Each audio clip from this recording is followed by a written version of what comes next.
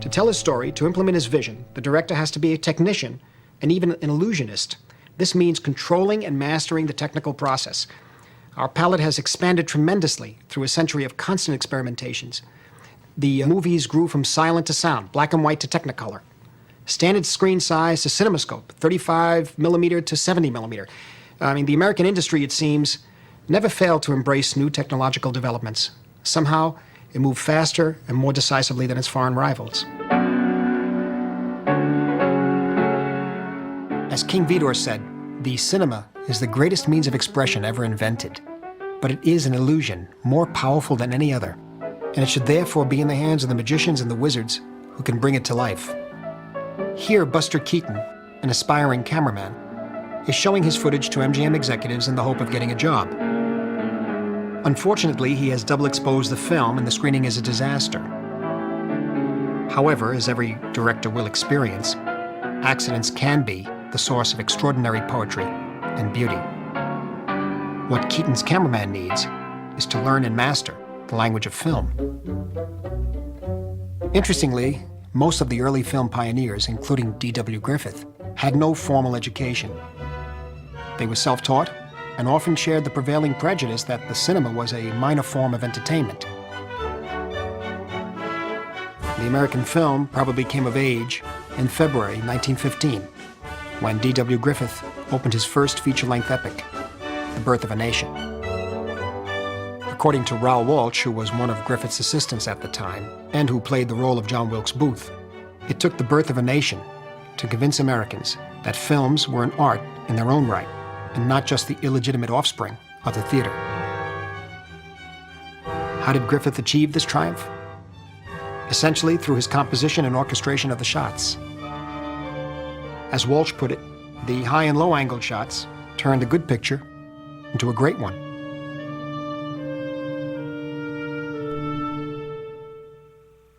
One close-up was worth 1,000 words. Erich von Stroheim, also one of Griffith's assistants, said that he was the pioneer of filmdom, the first to put beauty and poetry into a cheap and tawdry sort of amusement.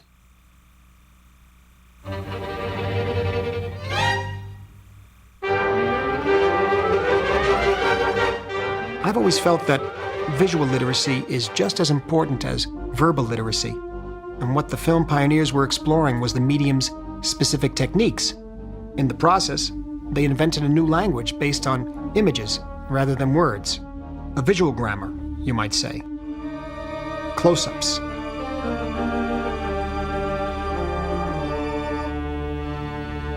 Irises.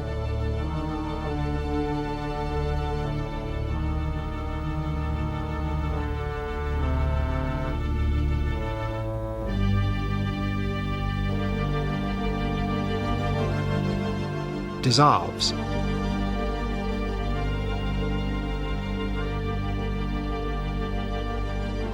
masking part of the screen for emphasis.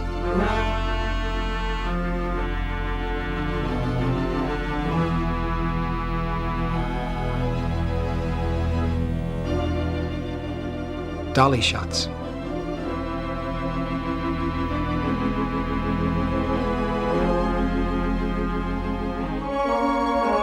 Tracking shots.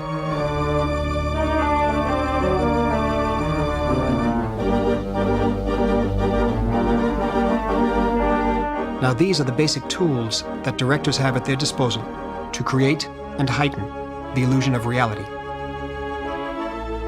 When Lillian Gish called D.W. Griffith the father of film, she used the same analogy. She said, "He gave us the grammar of filmmaking."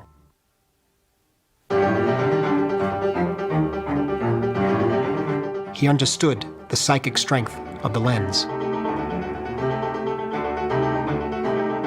Half a century later, Stanley Kubrick may have had Griffith in mind when he remarked that what is truly original in the art of filmmaking, what distinguishes it from all the other arts, may be the editing process. Watch how Griffith developed, 2 years before the birth of a nation, the technique of cross-cutting. He shows you two events happening at the same time and intercuts them to increase the tension of the suspense.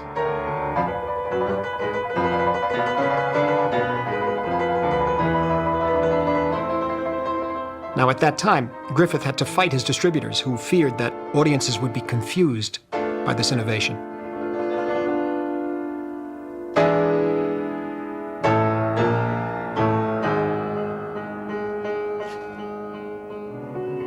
It was in the great epics of the silent era that the illusionists learned to use special effects and visual wizardry to conjure up some of their most compelling visions. The American tradition of the great spectacle was born around 1915, when D.W. Griffith saw Cabiria, an Italian superproduction. Watched it twice in one night. It inspired him, gave him the audacity to create his masterpiece, Intolerance. Giovanni Pastrone's Cabiria had all the right ingredients: adventure, melodrama, pageantry, religion, extraordinary production design, and striking camera angles and lighting.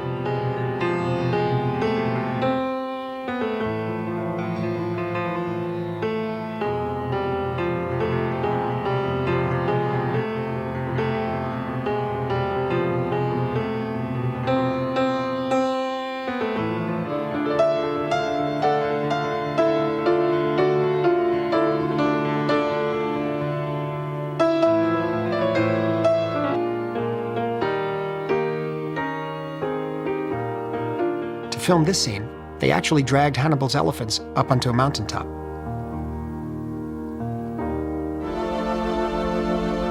Intolerance. Much has been made of its extravagant budget, real-size sets, and thousands of extras. The achievement is all the more extraordinary because Griffith worked without a script. It was all planned in his head, not on paper. But Griffith went even further. Intolerance was a daring attempt at interweaving stories and characters not from the same period, but from 4 different centuries.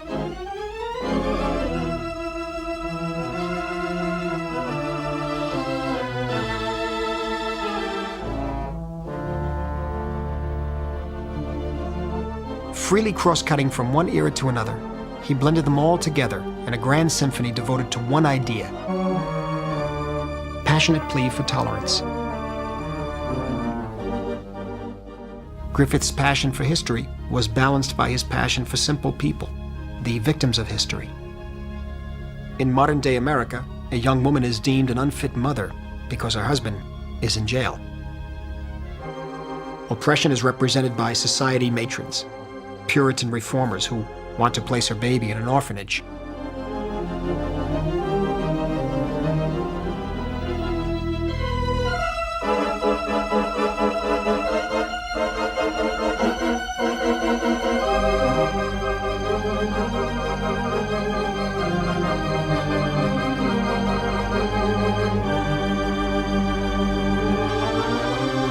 Griffith's distressed heroines carried with them the heart and soul of the picture.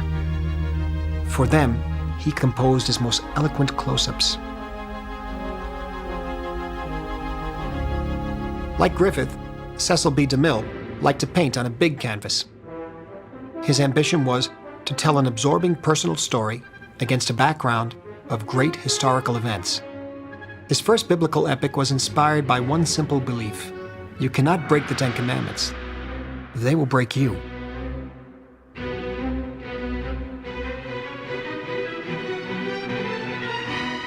Watch DeMille's masterful staging of the Exodus from Egypt. The visual contrasts between the Pharaoh's war machine and the simple caravan of the Israelites. His sense of wonder.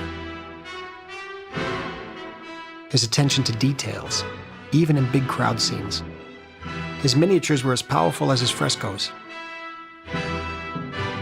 DeMille even used an early two-strip Technicolor process here.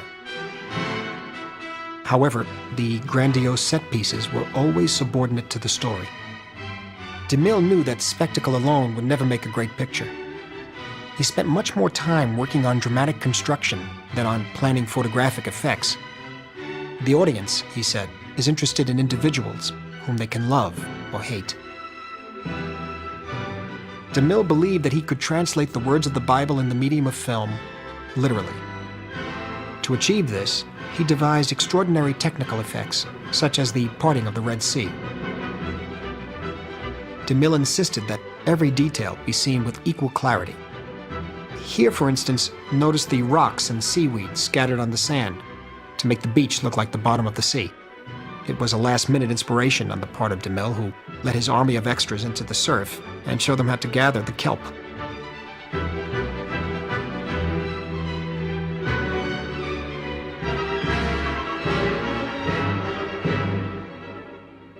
Of course, I never saw DeMille's silent films when I was a boy. His later epics are the ones that made an indelible impression on me. Before the dawn of history, ever since the first man discovered his soul, he has struggled against the forces that sought to enslave him. He saw the awful power of nature arrayed against him, the evil eye of the lightning, the terrifying voice of the thunder, the shrieking, wind-filled darkness, enslaving his mind with shackles of fear. Fear bred superstition. And then there was DeMille's own remake of the Ten Commandments, which I have seen countless times. Look! There, where he struck the river. It bleeds. The water turns to blood. DeMille presented such a sumptuous fantasy that if you saw his movies as a child, they stuck with you for life.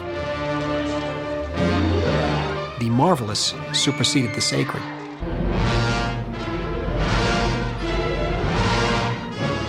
What I remember most vividly are the tableaux vivants. The colors.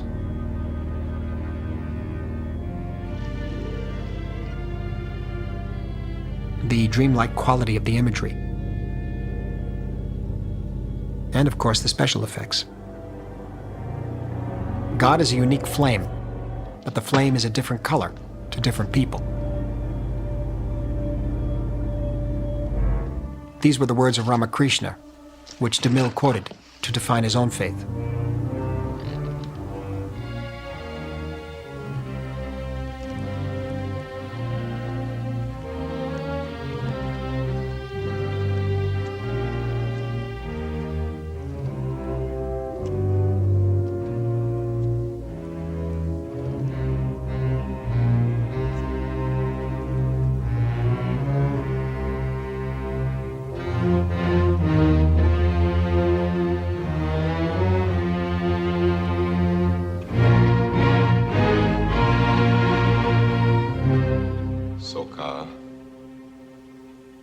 Great lord of the lower world.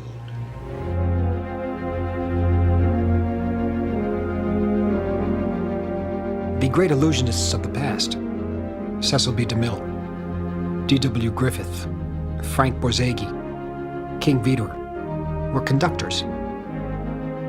They orchestrated visual symphonies, what Vidor called silent music. It would fade away as Hollywood embraced sound, but the legacy of the silent era was remarkable.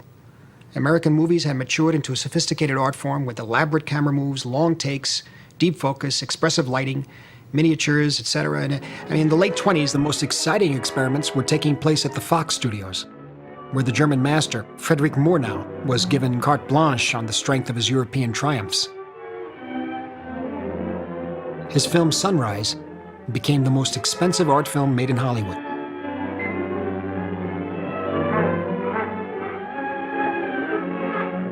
Rather than a plot, Murnau offered visions, a landscape of the mind. His ambition was to paint his characters' desires with lights and shadows. This is how the frenzied city girl tempts the young farmer, with a kaleidoscope of images. She wants him to leave everything behind: his land, his wife, his child, the peace and innocence of the country life.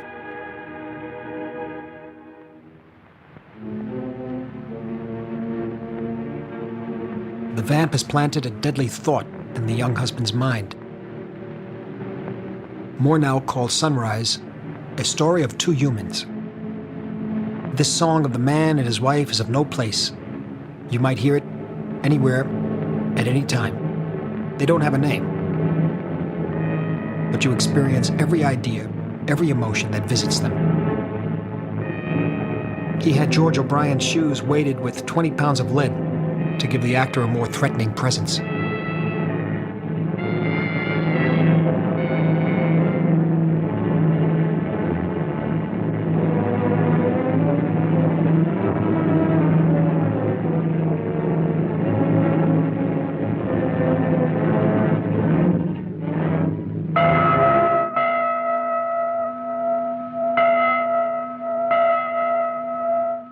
Murnau was called a cerebral director by his Hollywood peers because he demanded that his actors fully understand the mind of their character.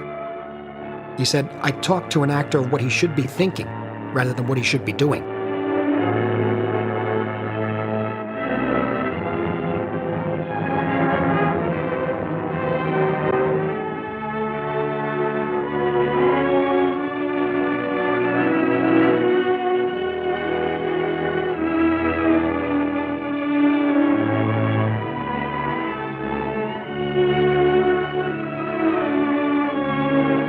The camera, said Murnau, is the director's sketching pencil.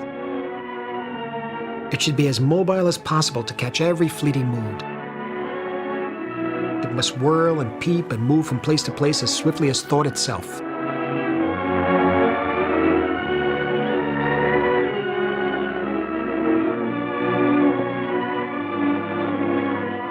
Later in their journey, the broken couple is reunited. Fear and guilt fade away. They become invulnerable. Nothing can harm them anymore, not even the city's hustle and bustle.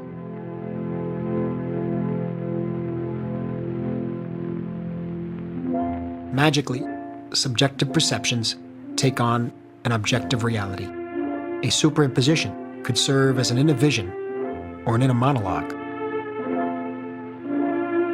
What Murnau is projecting onto the environment is their dream, their common dream. At least for a brief moment.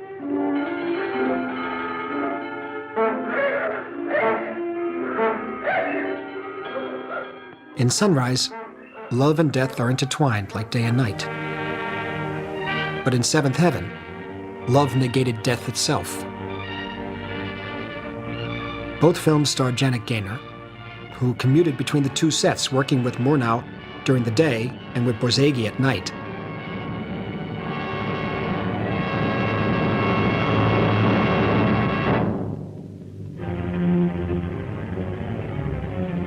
She is a street angel. She's saved by Charles Farrell, a street sweeper.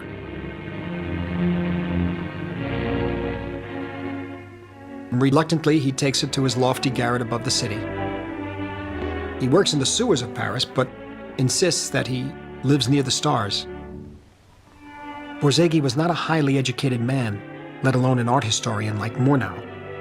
His approach to the medium was more instinctive. He was a maestro of the pantomime. What inspired him was the sheer power of emotions. This was the great mystery that elevated his melodramas into pure songs of love. Directed by Borzage, Janet Gaynor and Charles Farrell formed a unique couple, at once vibrant with sexual passion and wrapped in a mystical aura. Their romance would lift them from the physical to the spiritual.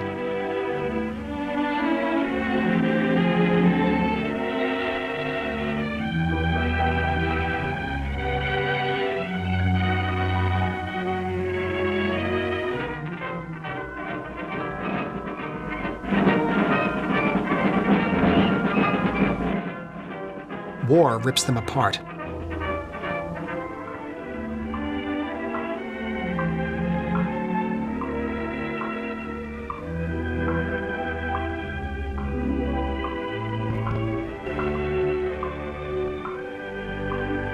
But as Borzage once stated, souls are made great through love and adversity.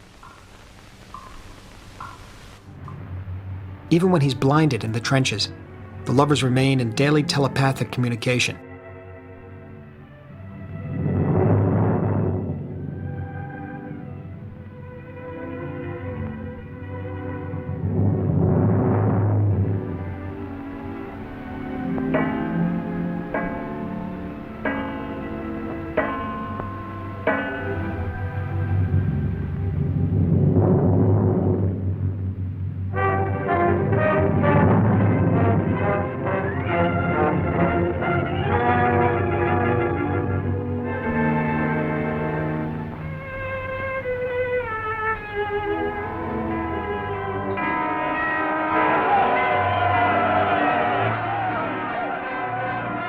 Borzage deeply believed in the transcendent power of love.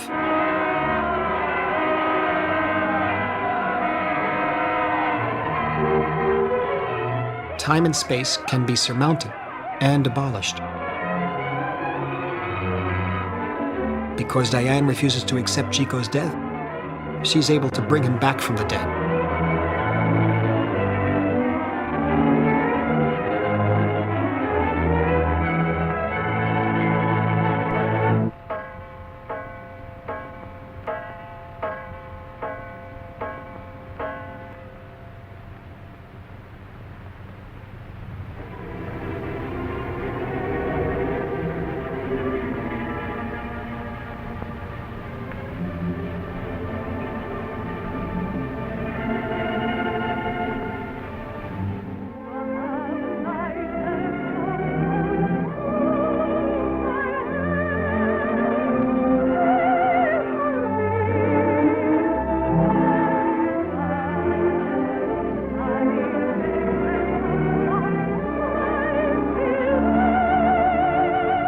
For the lovers, reality itself is immaterial.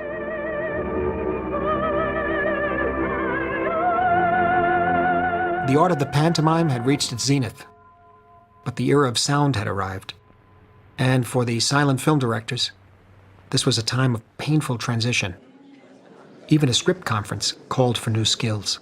We were so imbued and so living in pantomime that a fellow would come in and tell a story to, say, to Thalberg at MGM, and a comedy story particularly, or say Max Sennett, and he'd tell the whole damn story in pantomime. He comes in and then sock, and everything was like that. It looked like cartoon strips, sounded like. So all of a sudden, we're dealing with dialogue. So I had, from the time I was 12 or 14 or something, thought entirely in terms of images and pictures and movement. I was very much, what's an interesting movement? So here we are with words. The studios bowed to the tyranny of sound experts who knew little about filmmaking. At first, they had the cameras enclosed in a soundproof booth, or ensconced in a blimp.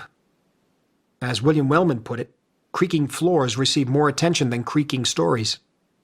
Actors were kept anchored within the range of microphones. Now, these had to be hidden, sometimes in rather obvious props like this lantern in Anna Christie. Gives you the creeps, though. Film historians insisted that at that time, movies stopped moving. But the myth of the static camera has been dispelled now that so many films of the period have been rediscovered. There were directors who refused to be shackled or paralyzed. Directors such as Ruben Mamoulian, Frank Capra, William Wellman, Tay Garnett, all of whom can be credited with getting the camera moving again. Most Tay Garnett pictures of the early 30s feature fluid camera moves and even very long takes. 2 gins for Frankie. Watch how skillfully the camera follows the tray across the dance floor.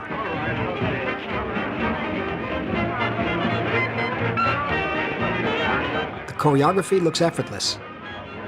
But believe me, this shot must have been very hard to achieve.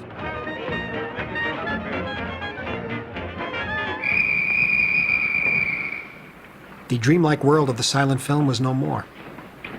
With the talkies, a more naturalistic approach seemed to prevail.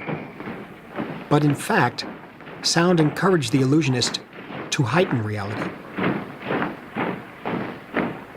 Here, in the big house, the sound effects alone suggest that the convicts are anonymous robots.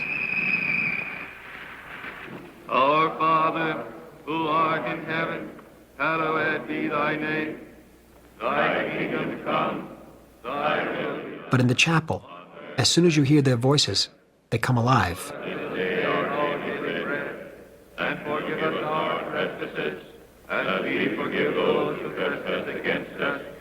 And lead us not into temptation, but deliver us from evil. They are given an identity and a purpose when their actions contradict the chorus of prayer. A most effective counterpoint.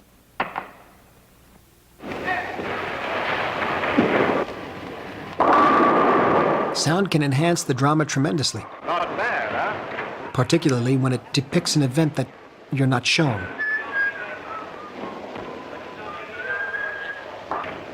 Just watch this one. In Scarface, Howard Hawks demonstrated that sound and visual effects can blend into a deadly metaphor.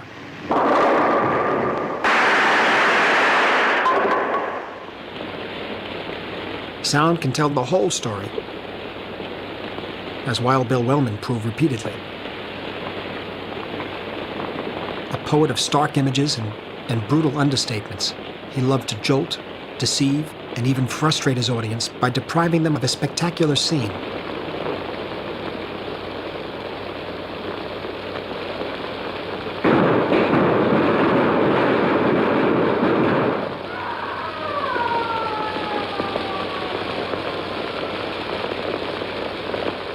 Here in The Public Enemy, he dared to stage the film's climax and the hero's comeuppance off-screen.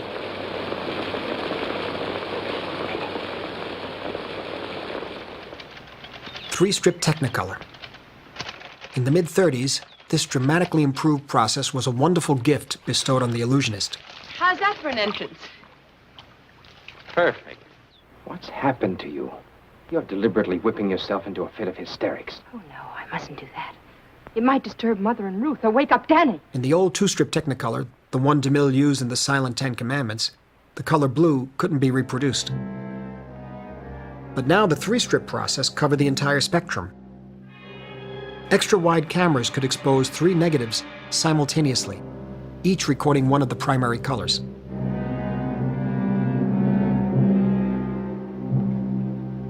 This is Gene Tierney, an angel face with the darkest of hearts. Leave Her to Heaven was a fascinating hybrid, a film noir in color, with the neurotically possessive woman destroying anybody who might come between her and her husband, even the unwanted child she's carrying.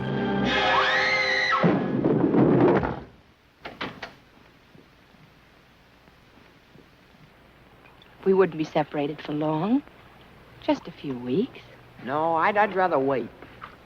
Her husband's younger brother, a paraplegic boy, was in her way too. Now you have to remember that color was rarely used for contemporary drama then. Think you could make it, Danny? Oh, it's a cinch. It was more associated with period pieces and musicals. John Stahl's direction and Leon Shamroy's cinematography conjured up an unsettling, super-realist vision. Don't worry about your direction. I'll keep you on your course. Okay. This was a lost paradise, its beauty ravished by the heroine's perversity. I think I'm getting tired. Take it easy. You don't want to give up when you've come so far. Okay. I'll get my second wind in a minute. Oh. Water's cold. Colder than I thought. I ate too much lunch. I got a stomachache. Alan! It's a cramp. Alan, it's a cramp.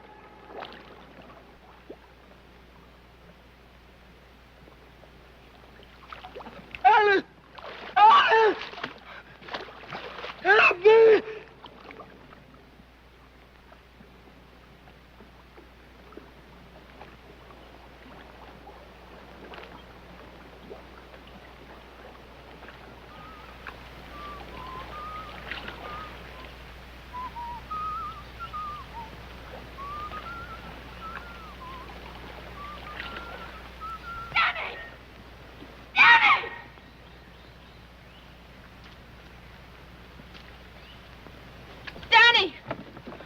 Rather than encourage realism, the Technicolor palette went even further and added flamboyance to the melodrama.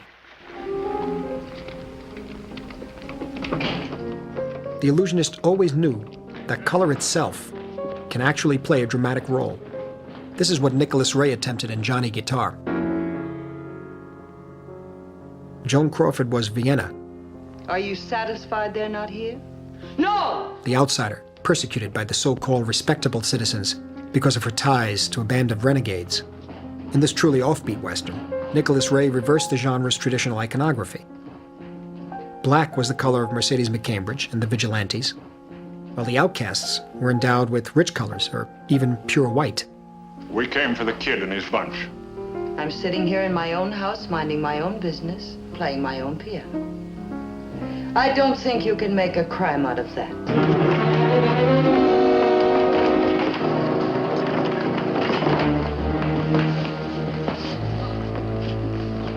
You're only a boy. We don't want to hurt you. Just tell us she was one of you, Turkey, and you'll go free.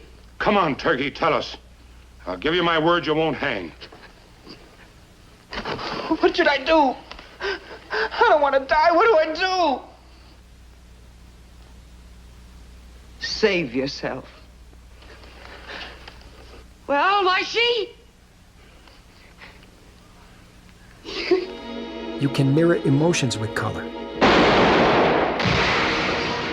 Vienna's gambling house was designed and adorned like the set of a Baroque opera. Colors were deliberately distorted or thrown off balance. Blue was toned down in favor of deep, saturated colors. When an insane jealousy compels McCambridge to destroy Joan Crawford's palace, the palette alone suggests a fury from hell. Now the size of the screen itself needed to grow. It couldn't be contained. In the mid-50s, it spilled over its boundaries into something much grander.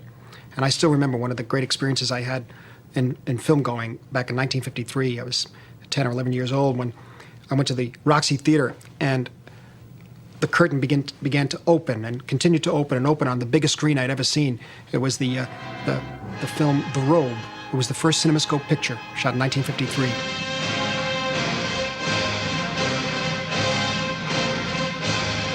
Robe, master of the earth. In the 18th Originally, the new aspect ratio was a commercial gimmick designed to give the film industry an edge over its rival, television.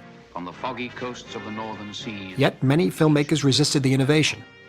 It's only good for funerals and snakes, pronounced Fritz Lang.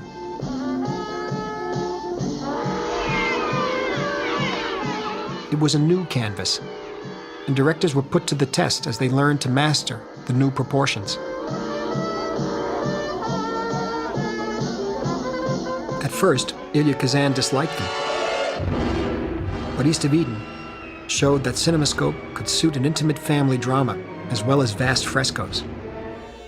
You were not limited to landscapes or processions, horizontal lines or diagonal movements.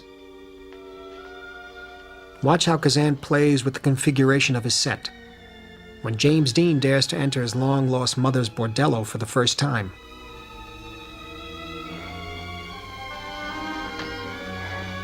let me talk to you? Please. I gotta talk to you.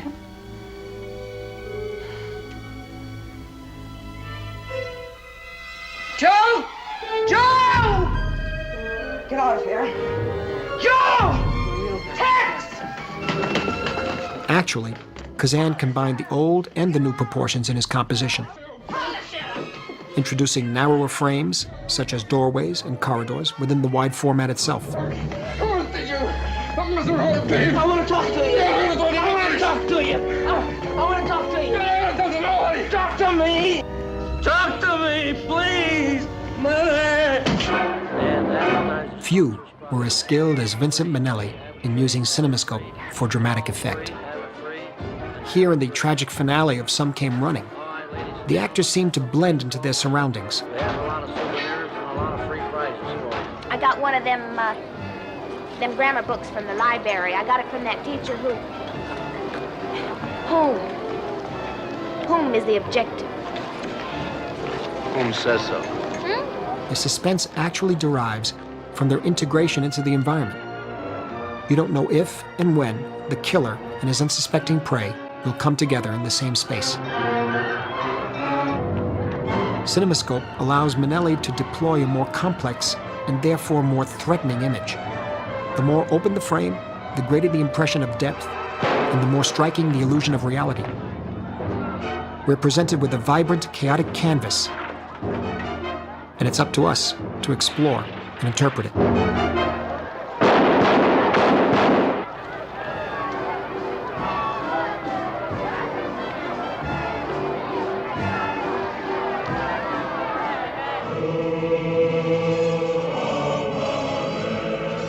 The impact of the widescreen was particularly significant on such genres as the Western and the epic. When he started Land of the Pharaohs, Howard Hawks was nervous about the new format. He complained, "It's good only for showing great masses in movement. It's hard to focus attention, and it's very difficult to edit." However, his approach proved masterful. 3 million of such stones would be needed before the work was done. 3 million stones of an average weight of 5,000 pounds. Every stone cut precisely to fit into its destined place in the Great Pyramid. It was the composition of the shots that helped us appreciate the human efforts and technical feats that the filmmakers attributed to the pyramid builders. What is that stone, Father? That's the sarcophagus of the pharaoh. The stone that will hold his body after death. Where does it go to? Into a great chamber in the pyramid. But where that is, you must not know.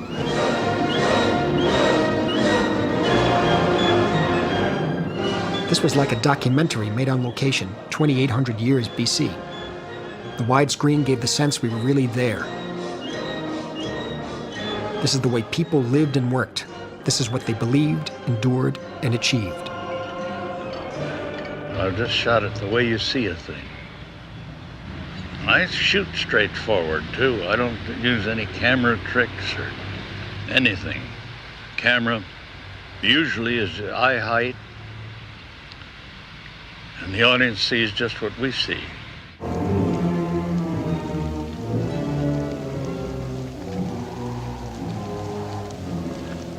Today, a film like The Fall of the Roman Empire has the poignant beauty of a lost art. Well, this was the autumn of the great American epics. They simply became too expensive to make. Like Howard Hawks, Anthony Mann had been a master of the Western. The Fall of the Roman Empire offered a multi-layered drama which was as intense as any of the director's Westerns. His sense of space and dramatic composition has never been more evident.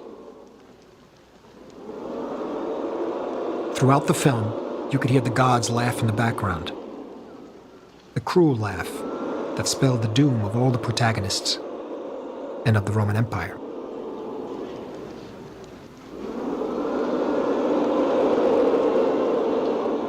So, is the grand old tradition started by Cabiria and intolerance obsolete? Well, it would seem so. I mean, today there is no need to drag Hannibal's elephants up the Alps anymore. They they can be generated by the computer. So is this the end of epic cinema or the dawn of a new art form? And nobody can afford to buy 3,000 or 4,000 extras.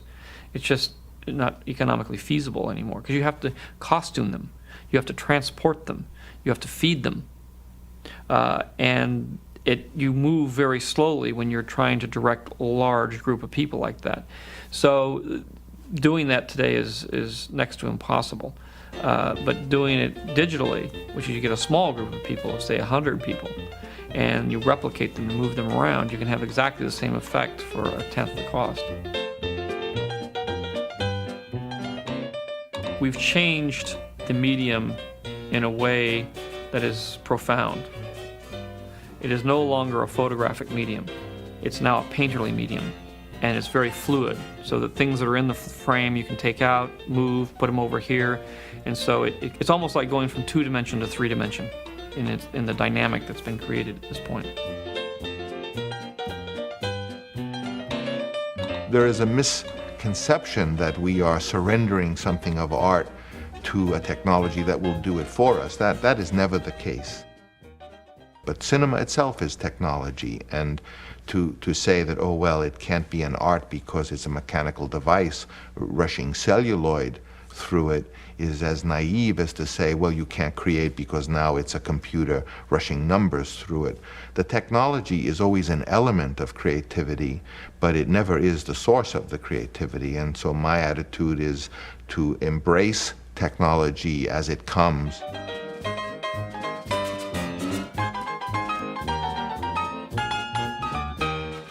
In any kind of art form, you're creating an illusion for the audience to look at reality through your special eye. Camera lies all the time. Lies 24 times a second.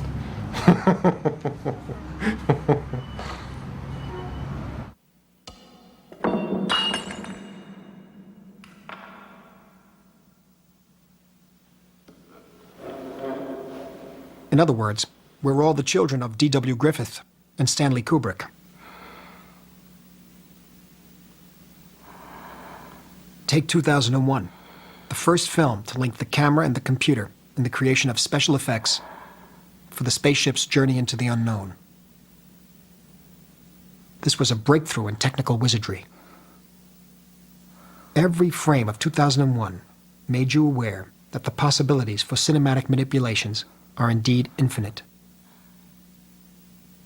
Like Griffith's Intolerance, like Murnau's Sunrise, it was at once a super production, an experimental film, and a visionary poem.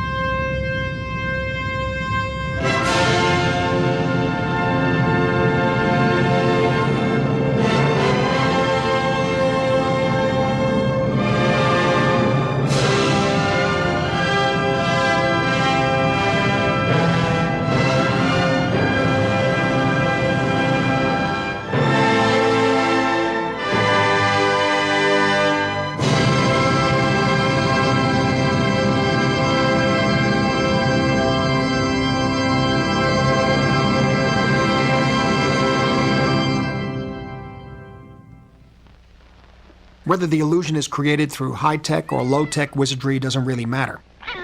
The magic will only be effective if it is carried by a strong vision. And it can be achieved in so many ways. 50 years ago, when he was assigned to a small B film called Cat People, director Jacques Tourneur had practically no budget. And of course, none of today's new technologies. But he knew that the dark had a life of its own. He decided not to show the creature threatening his protagonist.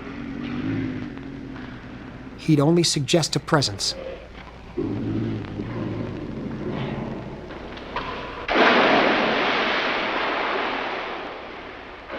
And to do that, he simply conjured up an ominous shadow play.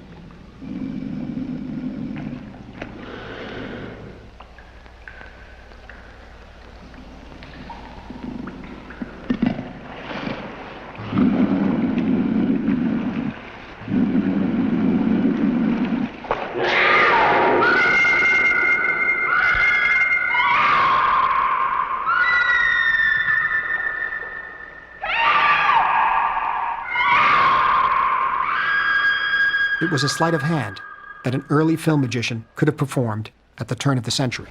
What is the matter, Alice?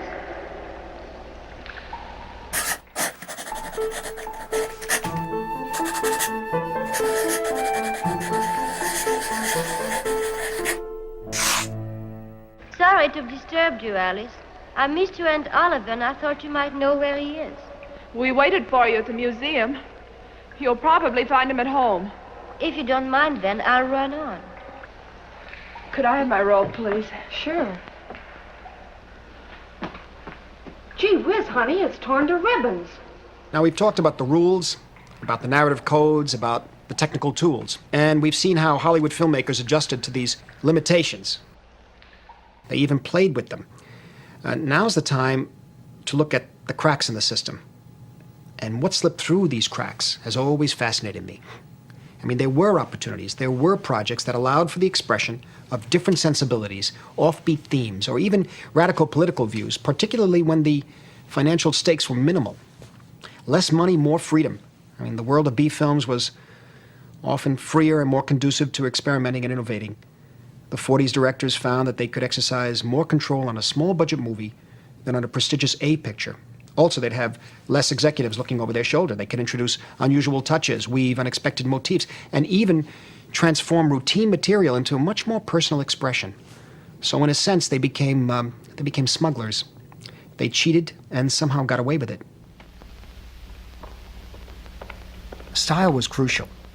The first master of esoterica was Jacques Tourneur, who began making his mark in low-budget supernatural thrillers. On Cat People, he had a good reason not to show the creature. He said, "The less you see, the more you believe. You must never try to impose your views on the viewer, but rather, you must try to let it seep in, little by little." This oblique approach perfectly defines the smuggler strategy.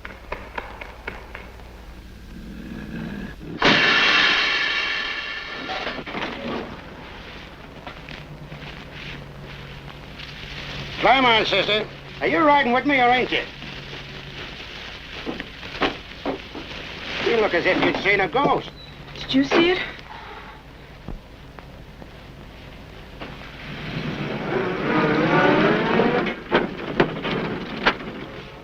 The son of pioneer Maurice Tourneur, Jacques Tourneur had the good fortune to find an extraordinary oasis of creative subversion in producer Val Lewton's unit at RKO. Lewton, a former story editor for Selznick, was once described as a benevolent David Selznick. Lewton worked extensively on all of the scripts that he produced, but he never set foot on the set and left the director to his own devices. Look at that woman. Isn't she something? A B film like Cat People only cost $134,000. Looks like a cat. But it touched a chord in America by exploring a young bride's fear of her own sexuality. Moja sestra.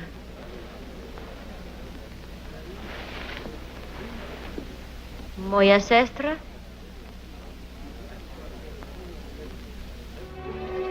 Now, wait a minute. It can't be that serious. Just one single word. She greeted me. She called me sister. When her deepest feelings for her husband are aroused, the heroine is overwhelmed by shame and guilt. She seems to be consumed by a malevolent spirit.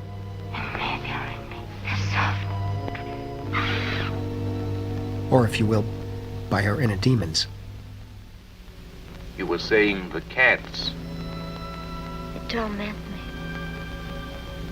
I wake in the night, and the tread of their feet whispers in my brain. I have no peace, for they are in me. Tourneur's films undermined a key principle of classical fiction. In me? In me? The notion that people are in control of themselves. Tourneur's characters were moved by forces they didn't even understand. Their curse was not fate in the Greek sense. It was not an external force. It dwelled within their own psyche. So in its own way, Cat People was as important as Citizen Kane in the development of a more mature American cinema.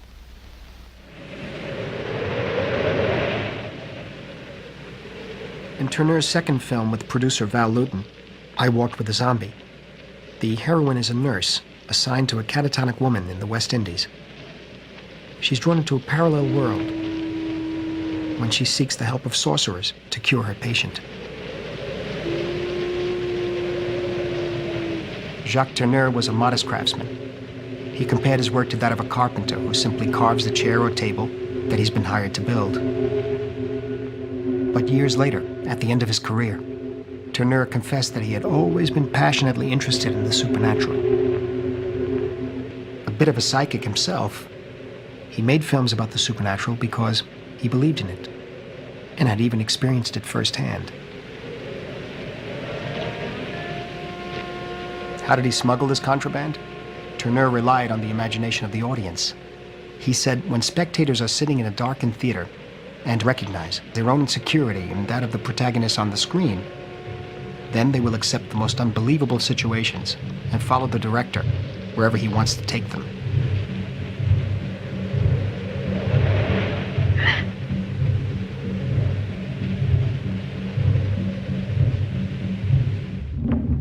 Tourneur's Twilight Zone was a labyrinth.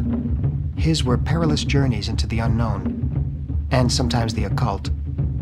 Reality remained opaque, and rarely were people what they appeared to be. They stood at the frontier of a hidden world, a shimmering canvas of distant murmurs and deep shadows.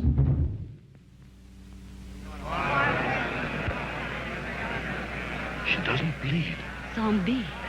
She doesn't bleed. Common to all of Tourneur's films was a muted disenchantment, a strange melancholy, the eerie feeling of having embarked on an adventure from which there was no return. It seemed only a few days before I met Mr. Holland in Antigua.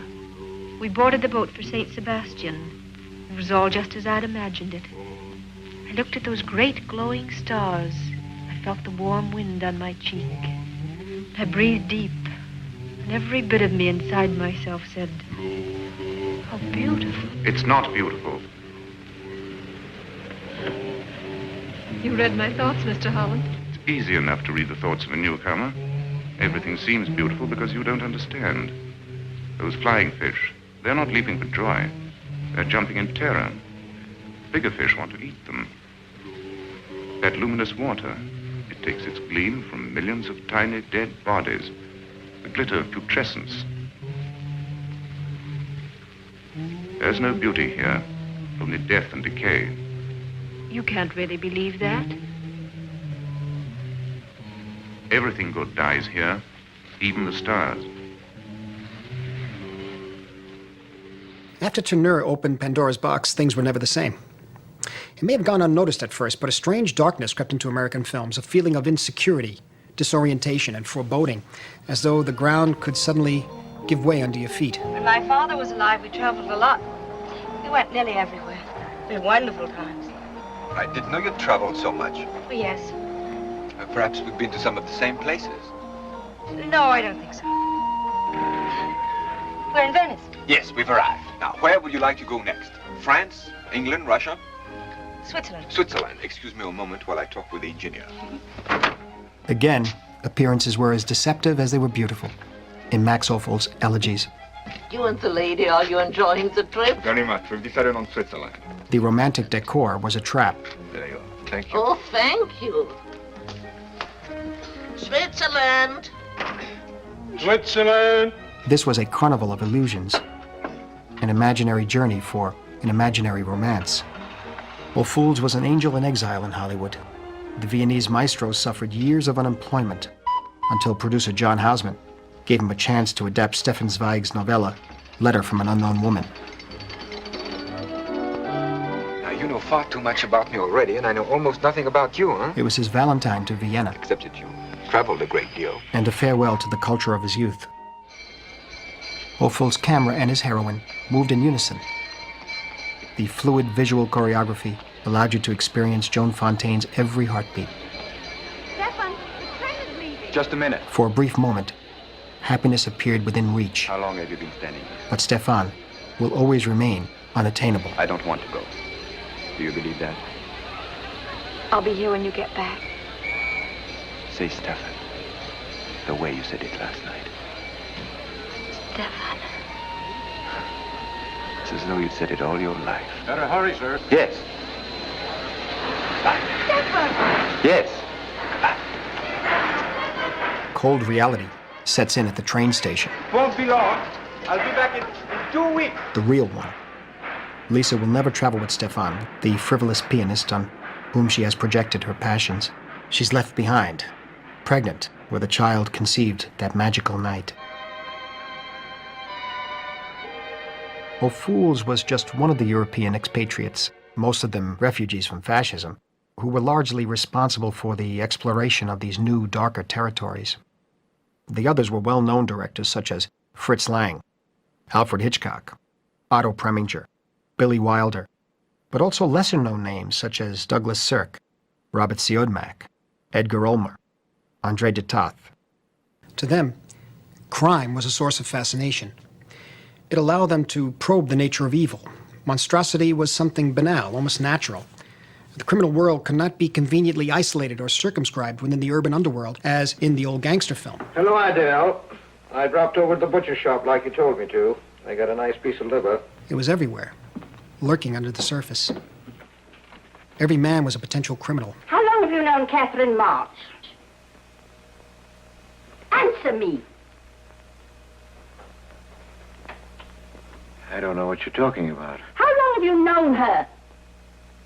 But now, don't get excited. Let me help you off with your coat. Well, you're the one that's excited. Look at you. Get away with that knife. Do you want to cut my throat? A common man falling in a trap Why'd you come here? as he succumbs first to vice, then to murder. To ask you to marry me. What about your wife? I haven't any wife. That's finished. For cat's sake, My you don't... husband turned up. I'm free. This was Fritz Lang's favorite plot, reality turning into a nightmare. I don't care what's happened. I can marry you now. I want you to be my wife. We'll go away together, way far off, so you can forget this other man. Don't cry, Kitty. Please don't cry. I'm not crying, you fool. I'm laughing. Kitty. Oh, you idiot. How can a man be so dumb? Kitty.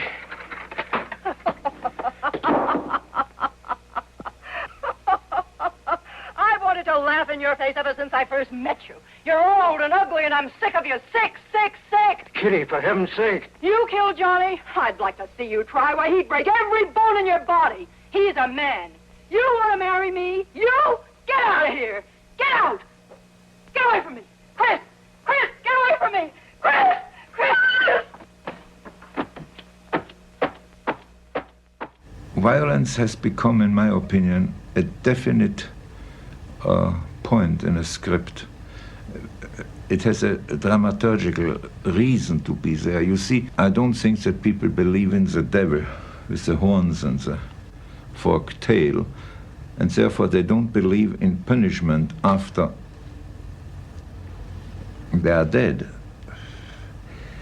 So my question was, for me, what are people, and what believe people, or what are people fearing is better? And that is physical pain. And physical pain comes from violence. And that, I think, is today the only fact which people really fear, and therefore it has become a definite part of life and naturally also of scripts. The phrase film noir was coined by the French in 1946 when they discovered the Hollywood productions they had missed during the German occupation. Did you ever want to forget anything? Did you ever want to cut away a piece of your memory or blot it out? You can't, you know. No matter how hard you try. You can change the scenery, but sooner or later you'll get a whiff of perfume where somebody will say a certain phrase or maybe hum something. Then you're licked again. This was not a specific genre like the gangster film, but a mood, which was best described by this line from Ulmer's Detour. Mr. Haskell. Whichever way you turn, Mr. Haskell. fate sticks out its foot to trip you. Mr. Haskell, wake up. It's raining. Don't you think we ought to stop and put up the top? In Detour, down-and-out pianist Tom Neal hitchhikes his way west to join his fiancée. His life starts unraveling when the man who has given him a lift falls asleep. Up until then, I had done things my way. But from then on, something else stepped in and shunted me off to a different destination than the one I had picked for myself. But when I pulled open that door... Mr. Haskell, what's the matter? Are you hurt? Are you hurt, Mr. Haskell? Doom was written on Tom Neal's face. He was bewildered and afraid to go to the police.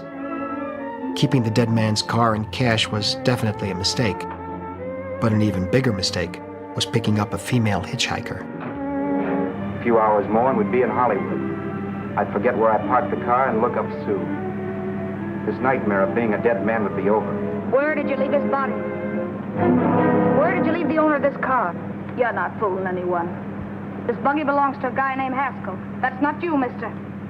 It just so happens I rode with Charlie Haskell all the way from Louisiana. He picked me up outside of Shreveport. Detour was shot in 6 days for only $20,000. Vera, open the door. Please open the door. If you don't open the door, I'm going to kick it down, Vera. The director could only rely on his resourcefulness. Vera, don't call the cops. Listen to me. I'll break the phone. In fact, his idiosyncratic style grew out of such drastic limitations. This is why Ulmer's become such an inspiration over the years to low-budget filmmakers.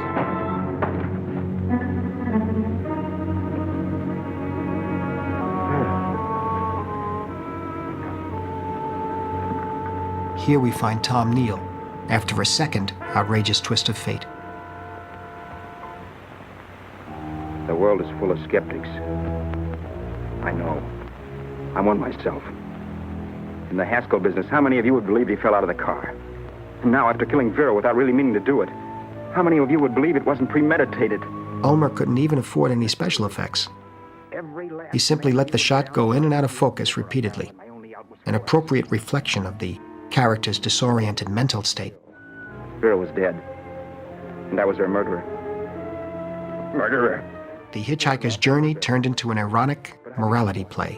I better not get caught. Film noir showed how quickly an ordinary man could lose it all when he strayed from his path. Lured by the prospect of sinful pleasures, he ended up suffering hellish retribution. Film noir. I don't know, when I make a picture, I never classify it. I say, this is a comedy. I wait until the preview. If they laugh a lot, I say, this is a comedy. Or serious picture or film noir. I never heard that expression in those days. I just made pictures that I would have liked to see. And if I was lucky, it coincided with the taste of the audience. I killed Dietrichson. Me, Walter Neff. Insurance salesman. 35 years old, unmarried, no visible scars. Until a while ago, that is. Yes, I killed him. I killed him for money. And for a woman. Film noir revealed the dark underbelly of American urban life.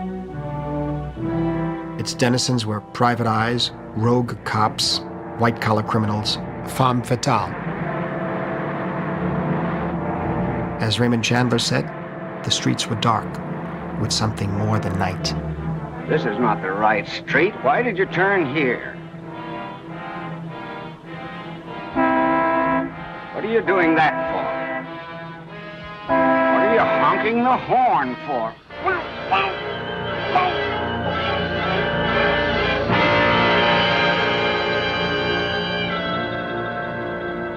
You couldn't take anything for granted anymore. Not even suburbia. Not even the supermarkets of Southern California. I loved you, Walter, and I hated him. But I wasn't going to do anything about it, not until I met you. You planned the whole thing. I only wanted him dead. And I'm the one that fixed it so he was dead. Is that what you're telling me? And nobody's pulling out. We went into this together and we're coming out at the end together. It's straight down the line for both of us. Remember? Life is a betrayal. And, you know, sometimes you betray yourself too, you know. Let's have the guts to admit it. There isn't anybody who born here lately who didn't play dirty sometime somewhere in his life. So why to hide it? Truth, honesty, that's my key. Filmmaking. Life to a try. Do you have any identification? Sure. Andre de Toth was one of the most persistent of the expatriate smugglers.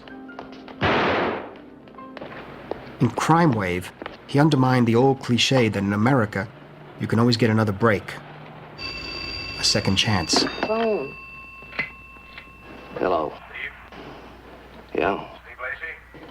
Yeah. Gene Nelson plays an ex-convict trying to go straight. Hello, this is Lacey. Who is haunted by his past. Hello.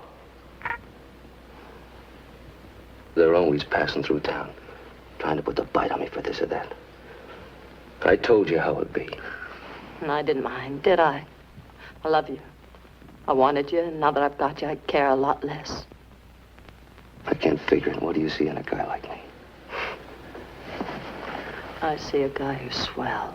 Sterling Hayden portrays the relentless cop who presumes he is guilty. Lacey kept pretty straight since you got out. Yeah, I know. Sober, industrious, expert mechanic on airplane engines, a pilot before they sent him up now, works at a private airport in Sunland, right? Right. Call him.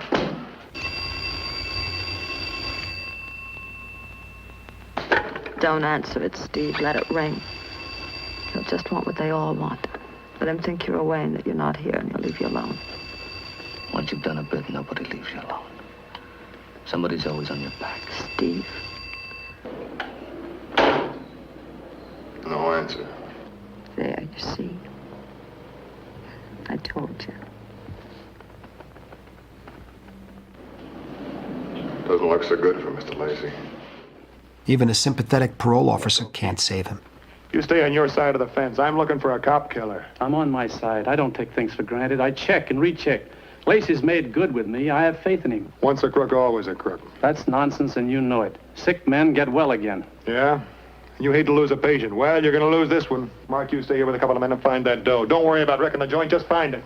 Right. All right, hotshot. Put out your hands. How long one has to pay for a mistake, for a misstep in your life? When is not enough? You don't like that, do you, Mrs. Lacey?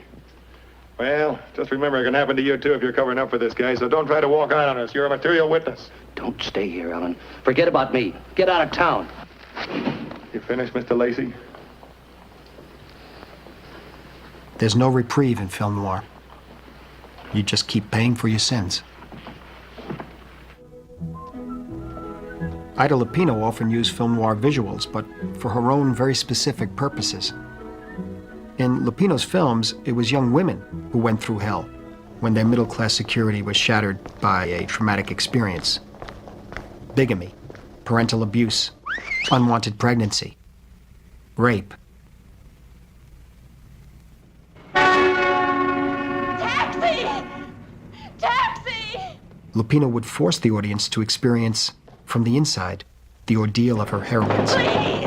Please, somebody help me!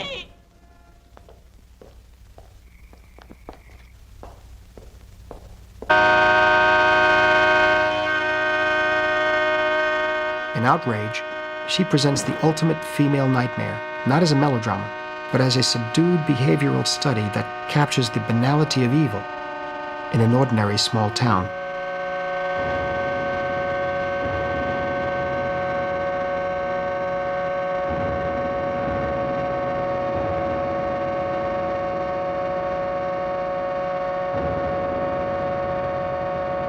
In an unusual move, actress Ida Lupino had become a director in 1949 because she'd been suspended by Warner Brothers. She seized the opportunity to form a production company with her husband, Collier Young. They developed their own projects, making a policy of discovering young talent and tackling unglamorous subjects such as the rape and outrage. I couldn't move. I couldn't move. How tall was he, dear? Take him away! Beyond the horror of the crime, Ida Lupino illuminates the changes in the psyche of the victim, a wounded young woman who's about to be married, but now has to learn how to overcome her pain and despair. Go on. Take a good look. Go on, all of you! Hey, Annie.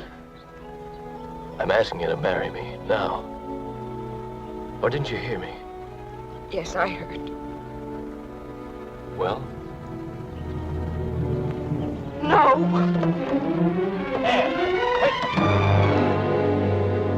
In Joseph Lewis's Gun Crazy, the focus was not on the victim, but on the criminals themselves. You were compelled to share their fear and even their exhilaration. The audience was pulled into the action and became an accomplice. Well, you can't shoot a man just because he hesitates. Well, maybe not, but you can sure scare him off like that hotel clerk. No, Laurie, I just don't... Bud, you know something? What? I love you. I love you more than anything else in the world. Of course, the fascinating pair of Gun Crazy belonged to the outlaw tradition of the 30s, the tradition that would culminate in the 60s with Arthur Penn's Bonnie and Clyde. But in Lewis's landmark film, the Renegades were wild animals. Sex and violence were totally intertwined. You were going to kill that man. He'd have killed us if he'd had the chance.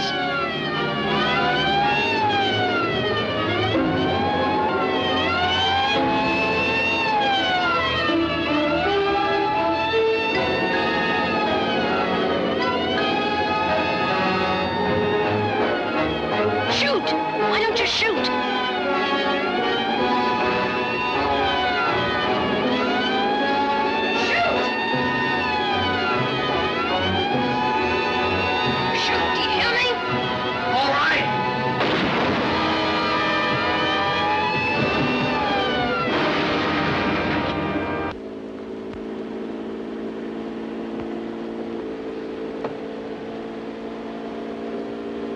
Get him?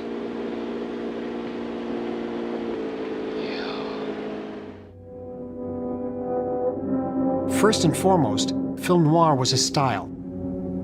It combined realism and expressionism, the use of real locations and elaborate shadow plays. Here, ace cinematographer John Alton deserves a mention. The Hungarian-born master painted with light. This was the title of his 1949 textbook, which we were still using as students in the 1960s. Extreme black and white contrasts, isolated sources of lighting, ominous camera placement, deep perspective. The most striking examples of Alton's work are found in Anthony Mann's early films, such as this film, T-Men, and in the same year, Raw Deal.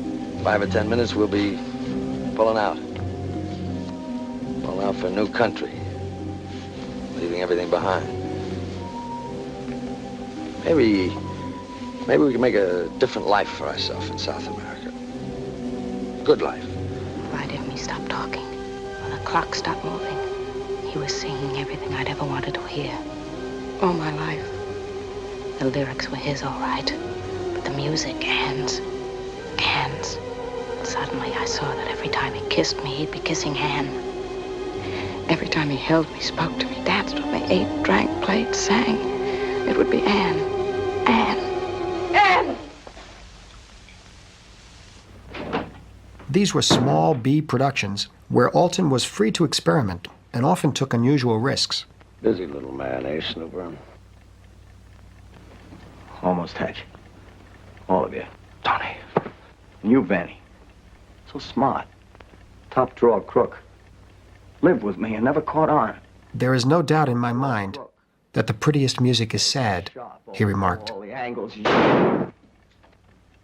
And the most beautiful photography is in a low key with rich blacks.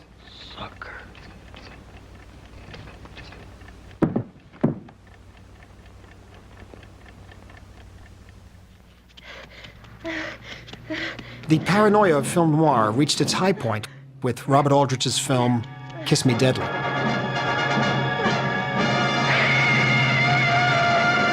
Out of the dark, a haunted woman appears to Private Eye Mike Hammer. She's running away from a mental institution and an unbearable secret. She's not mad, though, merely innocent, destined to be a sacrificial lamb. We don't make that bus stop. We will. If we don't, remember me.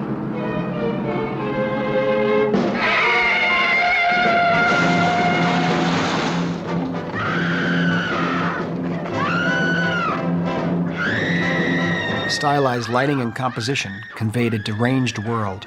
There was no moral compass anymore.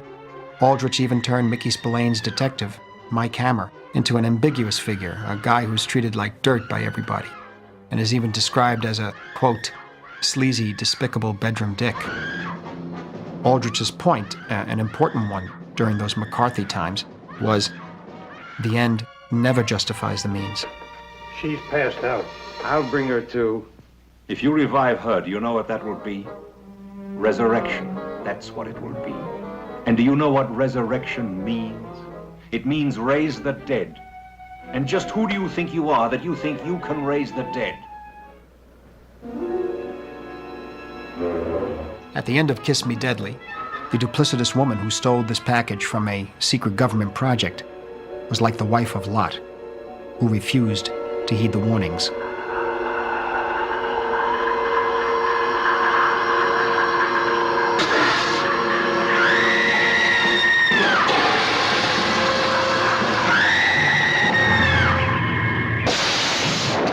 Aldrich's tale led to a few cryptic, threatening words.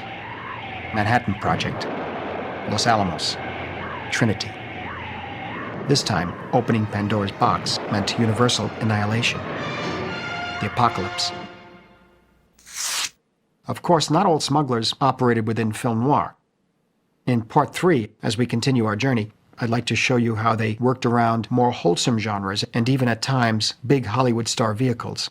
We'll also look at a different breed of directors, those who attack the system head-on, the iconoclasts.